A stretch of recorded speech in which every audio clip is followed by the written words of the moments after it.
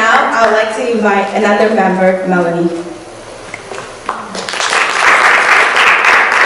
Hi everyone.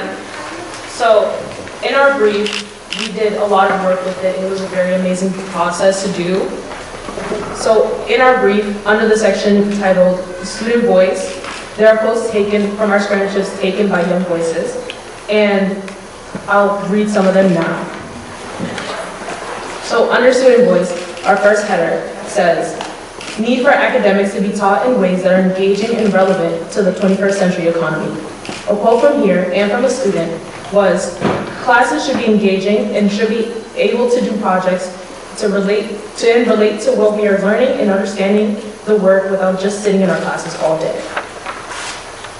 The next header says, need for a caring classroom in school environment. The quote says, I haven't had one teacher throughout my whole freshman year ask how I was. And some teachers can't even say my name, even though it's pretty straightforward. One even writes it down wrong and then marks me absent when I'm always here. Our next header says, issues with disciplinary practices and policies. There are still inequities in how discipline is handled in Providence schools. A quote from here says, I feel like the students are treated unfairly. One, because of the color of their skin, and two, because of the fact that teachers or the administrative people in general, they feel like they don't have the time to deal with students and their disciplinary actions. So they don't take the time to understand student situations and why they're even sitting in the office in the first place. The next header says, a common practice identified by students at a number of schools was to call parents to take them home from school, to take the students home early, without counting this as a suspension. This practice was used for behaviors that don't pose any threat to anyone in the school or themselves, including arriving to school late or lingering in the hallways. This practice violates the recently adopted PBSD Code of Conduct and the state law. The quote from here says, if you have a hat or headphones, you will get kicked out. They have your parents pick you up instead of suspension. Our next header says, a student also said that they were threatened with suspension for actions that were not supposed to require a suspension according to state law. The quote from here says, this one teacher, when I was late, she gave me detention. I couldn't make the detention, so she doubled it. Then she gave me 10 days of detention for being late only once. She then threatened me with suspensions for all of the detentions. Our last header says, students also spoke of other practices that had them miss their education. The quote from here says, I have a teacher that won't let their students into class if they're eating food. And she marks you late for eating. She closes the door and doesn't let you in.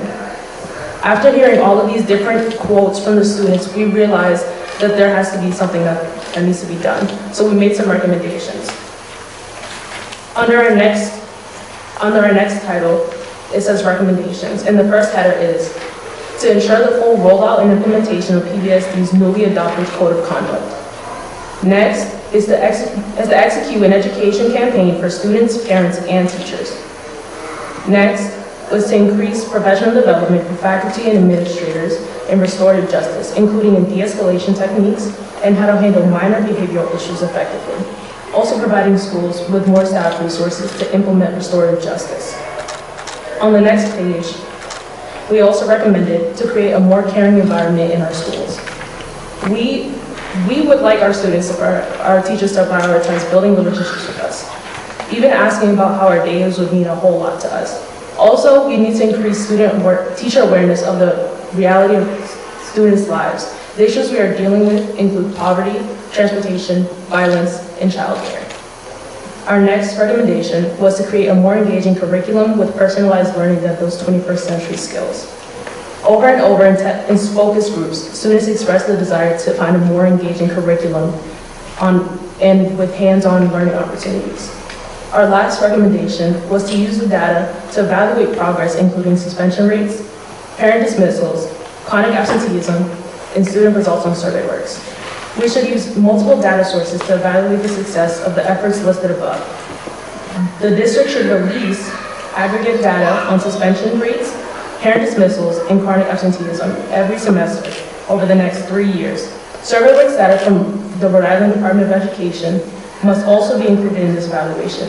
Students in every Providence Public School should complete survey works.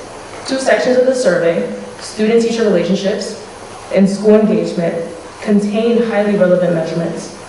Often, students in our focus group said that poor student-teacher relationships and low school engagement. And low. What? Gotcha. And low school engagement are major factors in poor educational outcomes for further years. The district should require administrators at every school, especially the high schools, to analyze the student results in survey works and come up with improvement plans to be presented to the district and the school board. As students, we are tired of being frequently asked to do survey works and surveys in general and have nothing done with the results. We want to actually see our experience improve instead of just being measured over and over again. In the process of making this, it was very new to me, in the whole brief in general, just because when I was doing it, I was a freshman at the time, and I didn't know anything about the State House, senators, representatives, anything.